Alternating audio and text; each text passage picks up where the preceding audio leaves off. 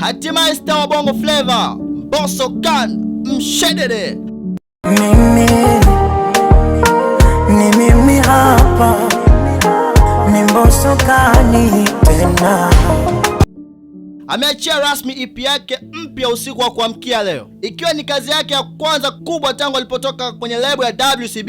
EP hiyo mpya ambayo imeenda kwa jina la Room Number 3 ina nyimbo kadhaa zinazochanganya mapenzi, maisha ya kila siku na ujumbe wa kipekee unaonyesha mabadiliko ya kimziki na hata kimaisha kwa msanii huyo.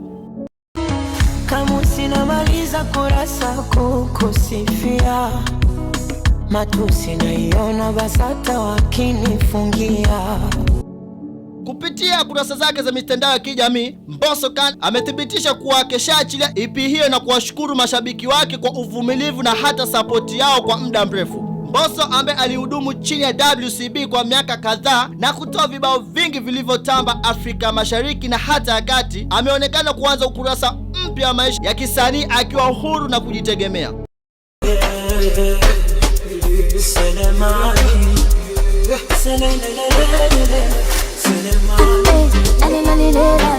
EP hii inatazama kama hatua ya kuthibitisha uwezo wake nje ya kivuli cha lebo ya WCB.